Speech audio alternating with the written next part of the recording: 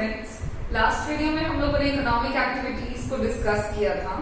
Activity के बारे में मैंने आपको बताया था कि इकोनॉमिक्स में जो एक्टिविटीज हैं उनको हम दो पार्ट्स में कैटेगराइज कर सकते हैं, एक इकोनॉमिक एक्टिविटी और दूसरी non economic activity. And then उसको मैंने आपको ब्रीफ में बताया हुआ था कि इकोनॉमिक एक्टिविटी को से हम क्या समझेंगे या किसे कहेंगे इकोनॉमिक एक्टिविटी, और फिर हम लोगों ने नॉन इकोनॉमिक एक्टिविटीज भी देखा हुआ है और साथ ही साथ दोनों के एग्जाम्पल्स भी देखा हुआ है कि इकोनॉमिक एक्टिविटीज में कौन कौन सी मेन एक्टिविटीज शामिल हैं और नॉन इकोनॉमिक एक्टिविटीज में कौन कौन सी एक्टिविटीज हैं। तो उतना हम लोगों ने ब्रीफ कर लिया है ऑलरेडी, बस आज के वीडियो में हम उसको इन डिटेल चलने वाले हैं। तो आज हम लोग देख लेते हैं इकोनॉमिक एक्टिविटीज को प्रॉपर आप कैसे लिख सकते हो, आप इसको कैसे डिफाइन कर सकते हो। तो मीनिंग वही निकलेगा, आप याद कर लेना जो हमने लास्ट वीडियो में लास्ट क्लास में डिस्कस किया हुआ है, बिल्कुल सेम मीनिंग निकलेगा। ओके, कुछ अंतर नहीं है, बस वहां पे हमने आपको शॉर्ट में बताया था, यहाँ थोड़ा सा डिटेल में चल रहा है। चलो देखें क्या है इकोनॉमिक एक्टिविटीज। तो an economic activity refers to the activity which is related to the use of scarce resources to satisfy maximum of unlimited human wants. Okay? Simple सी बात समझोगे, इकोनॉमिक एक्टिविटी उस एक्टिविटी को कहेंगे जो संबंधित होता है किससे, तो जो स्कैर्स रिसोर्सेज हैं, संसाधन जो हमारे पास सीमित मात्रा में है, कम है क्वांटिटी में, कम नहीं कहेंगे, सीमित मात्रा में है, जिनको हम स्कैर्स रिसोर्सेज कहेंगे, उनके इस्तेमाल से रिलेटेड एक्टिविटी को हम इकोनॉमिक एक्टिविटी कहेंगे। अब ये जो स्कैर्स रिसोर्सेज हैं इनका हम इस्तेमाल क्यों कर रहे हैं, तो ह्यूमन के जो वांट्स हैं वो अनलिमिटेड हैं, तो अनलिमिटेड ह्यूमन वांट्स को मैक्सिमम तरीके से सेटिस्फाई करने के लिए स्कैर्स रिसोर्सेज का जब हम इस्तेमाल करते हैं तो उसी के इस्तेमाल से जो भी एक्टिविटी रिलेटेड हो हम उसी एक्टिविटी को इकोनॉमिक एक्टिविटी कहते हैं। मतलब वो एक्टिविटी जो संसाधनों के इस्तेमाल से संबंधित हो ह्यूमन वांट्स को सेटिस्फाई करने के लिए। ओके, और generally these are undertaken for a monetary gain. ध्यान दीजिएगा कि इकोनॉमिक एक्टिविटीज जो है वो जनरली मॉनेटरी गेन से रिलेटेड है। मॉनेटरी गेन बोलने का मतलब हुआ इन टर्म्स ऑफ मनी, तो पैसे से संबंधित है ये। और इस तरह की जो भी एक्टिविटीज हैं जिनमें हम रिसोर्सेस को जो कम है हमारे पास, जो लिमिटेड है हमारे पास, उनका हम इस्तेमाल करते हैं ह्यूमन वांट्स को सेटिस्फाई करने के लिए। और अगर वो सारी की सारी एक्टिविटीज जो हैं वो मॉनेटरी गेन में हो रही हो तो उसे ही हम कहते हैं इकोनॉमिक एक्टिविटीज, जो कि हमने लास्ट वीडियो में ऑलरेडी डिस्कस किया हुआ है। वहां पे मैंने आपको ब्रीफ में बताया था, यहाँ पे डिटेल है, बस इससे ज्यादा कोई अंतर नहीं है। इकोनॉमिक एक्टिविटीज के अंदर मेनली कुछ एक्टिविटीज जो हैं उनको शामिल किया गया है, या कहो कि क्लासिफाई किया गया है एक्टिविटीज को इन 5 ग्रुप्स, इन 5 हेड्स, जिसमें से पहला जो है वो है आपका production. Production is the first and the very important economic activity. और इसका क्या मतलब है, तो हम लोगों ने कल इसको भी डिस्कस किया है। प्रोडक्शन जो है, production is that economic activity which is related to increasing the utility of goods and services. Production एक ऐसी इकोनॉमिक एक्टिविटी को कहेंगे जो रिलेटेड होता है गुड्स एंड सर्विसेज की यूटिलिटी को बढ़ाने से। अब देखो बात क्या है, इसका क्या मतलब निकल रहा है, तो प्रोडक्शन मतलब उत्पादन। उत्पादन में हम क्या कर रहे हैं, उत्पादित, तो गुड्स एंड सर्विसेज को, वस्तु और सेवाओं को जब हम बनाते हैं तो फिर उसी सेवा और वस्तु का इस्तेमाल करते हैं कौन, कंज्यूमर्स। क्यों, अपनी यूटिलिटी को सेटिस्फाई करने के लिए।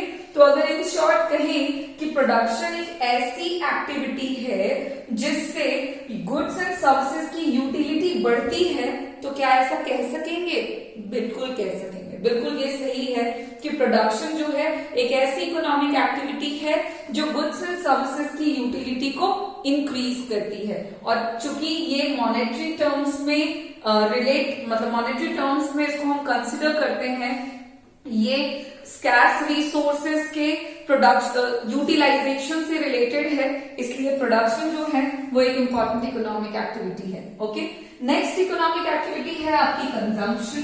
Consumption is that economic activity which is related to the use of goods and services for the direct satisfaction of individual and collective wants. देखो क्या है बात, कंजम्पशन एक ऐसी इकोनॉमिक एक्टिविटी है जो रिलेटेड होती है use of goods and services से। जो क्यों हम इस्तेमाल कर रहे हैं गुड्स एंड सर्विसेज का, तो डायरेक्ट सेटिस्फैक्शन के लिए किसी भी इंडिविजुअल के द्वारा या फिर कलेक्टिव वांट्स, मतलब ग्रुप में समाज की जो जरूरत है उसको डायरेक्टली सेटिस्फाई करने के लिए, या फिर किसी भी इंडिविजुअल के डिमांड को पूरा करने के लिए, उनके सेटिस्फैक्शन को पूरा करने के लिए जब भी गुड्स एंड सर्विसेज का इस्तेमाल किया जाता हो तो उसी प्रक्रिया को हम कंजम्पशन कहते हैं। और ये भी एक इंपॉर्टेंट इकोनॉमिक एक्टिविटी है जो कि ऑलरेडी हमने कल के वीडियो में डिस्कस कर रखा है। नेक्स्ट जो है वो है आपका डिस्ट्रीब्यूशन। ओके, आगे देखते हैं डिस्ट्रीब्यूशन।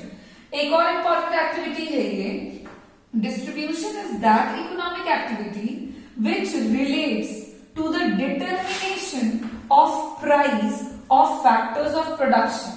हमने कल के वीडियो में देखो बच्चों डिस्कस किया हुआ है कि फैक्टर्स ऑफ प्रोडक्शन होते हैं, उत्पादन के साधन होते हैं। कौन कौन? तो लैंड था, लेबर था, कैपिटल एंड एंटरप्रेन्योर। ये 4 इंपॉर्टेंट फैक्टर्स ऑफ प्रोडक्शन हैं और इनके प्राइस को जब भी तय किया जाता है, डिटरमाइन किया जाता है, निर्धारण किया जाता है, तो फैक्टर्स ऑफ प्रोडक्शन की कीमत को निर्धारित करने की प्रक्रिया को ही हम कहते हैं क्या?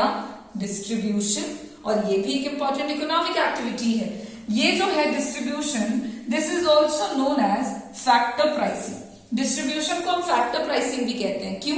क्योंकि जितने भी फैक्टर्स ऑफ प्रोडक्शन हैं उन्होंने कितना कंट्रीब्यूट किया है in the process of production, इसके अंदर हम वही काम कर रहे हैं। तो फैक्टर प्राइसिंग के नाम से भी आप डिस्ट्रीब्यूशन को पाएंगे, जो कि जनरली 11th में नहीं बट 12th में आप इसको जरूर डिटेल में समझेंगे। ठीक है, नेक्स्ट जो एक्टिविटी है वो है इन्वेस्टमेंट। इन्वेस्टमेंट एक ऐसी इकोनॉमिक एक्टिविटी को कहते हैं जो कि रिलेटेड होता है प्रोडक्शन ऑफ कैपिटल गुड्स से। कैपिटल गुड्स की प्रोडक्शन से रिलेटेड जो भी एक्टिविटी है उसे हम इन्वेस्टमेंट कहते हैं। अब यहाँ पे हमको कैपिटल गुड्स समझना पड़ेगा और एक बात और समझनी पड़ेगी कि ये हम कर क्यों रहे हैं। तो कैपिटल गुड्स का इस्तेमाल किया जाता है for further production of goods and services. देखो, कैपिटल गुड्स वैसे गुड्स को कहेंगे जो किसी दूसरे गुड्स एंड सर्विसेज के प्रोडक्शन को बढ़ाते हैं, जैसे कि मशीनरी हो गई, जैसे कि रॉ मटेरियल्स हो गए, जैसे कि एग्रीकल्चरल प्रोडक्ट्स हो गए। बहुत सारे एग्रीकल्चरल प्रोडक्ट्स हैं आपके जिनका इस्तेमाल किया जाता है अनदर गुड्स एंड सर्विसेज को बनाने में। ठीक है, मशीन है तो मशीन कहीं ना कहीं बन रही है और फिर उसका इस्तेमाल हो रहा है किसी दूसरे गुड्स एंड सर्विसेज को बनाने में। तो कैपिटल गुड्स का मतलब हो गया वो बीच की कमोडिटी, वो बीच की वस्तु जो बन रहा है लेकिन उससे हम कुछ और बनाने वाले हैं। तो कैपिटल गुड्स मतलब हो गया एसेट, मशीनरीज। मैंने आपको बताया था कैपिटल में हम मशीन लेते हैं और जो मशीनरी है ना वो इंडस्ट्री में, वो फैक्ट्री में एसेट के तौर पे होती है। और हमने कल शॉर्ट में देखा हुआ है कि इन्वेस्टमेंट का क्या मतलब होता है। तो जब हम कैपिटल एसेट को बनाने पर खर्च करते हैं तो उसे इन्वेस्टमेंट कहते हैं। वही सेम चीज है कि कैपिटल गुड्स के प्रोडक्शन से जो रिलेटेड हो उसे इन्वेस्टमेंट कहेंगे। और क्यों कैपिटल गुड्स बन रहा है? तो for further production of goods and services. This is also an important economic activity. Next और the last is exchange. Exchange भी एक इंपॉर्टेंट एक्टिविटी है economic. Exchange is that economic activity which is related to sale and purchase of commodities. Exchange basically आपका sale और purchase से related है, ऐसे नाम से पता लग रहा है ना, एक्सचेंज है ना, जिसमें हम ट्रांजैक्शन करते हैं। तो सेल और परचेज, खरीद और बिक्री से संबंधित जो प्रक्रिया है उसे हम एक्सचेंज कहेंगे।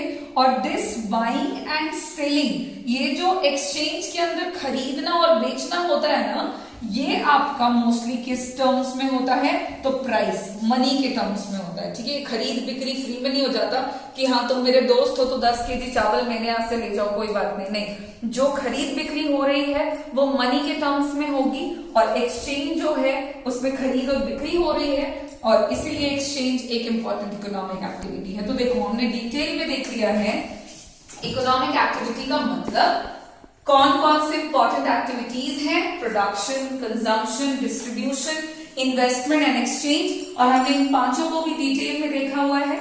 और फिर इसके बाद एक और वीडियो हम लोग बनाएंगे जिसमें हम बात करेंगे बिल्कुल शॉर्ट में छोटे छोटे जो टर्म्स रह गए हैं हमारे जो इंपॉर्टेंट है, जैसे कि इकोनॉमिक नॉन इकोनॉमिक एक्टिविटीज के बीच का डिफरेंस, प्रोड्यूसर किसको कहें, कंज्यूमर किसको कहें, गुड्स जो है, जैसे कि गुड्स की बात हुई यहाँ पे तो कैपिटल गुड्स एक टर्म आया हमारे पास नया, थोड़ा हमने इसको समझा है बट और थोड़ा डिटेल में जान लेने से कोई हर्ज नहीं है।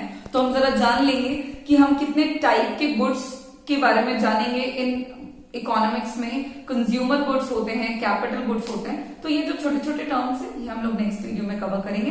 तब तक के लिए आप लोग इसको एक बार ध्यान से देख लीजिएगा, बहुत इजी समझ आ जाएगा। Thank you.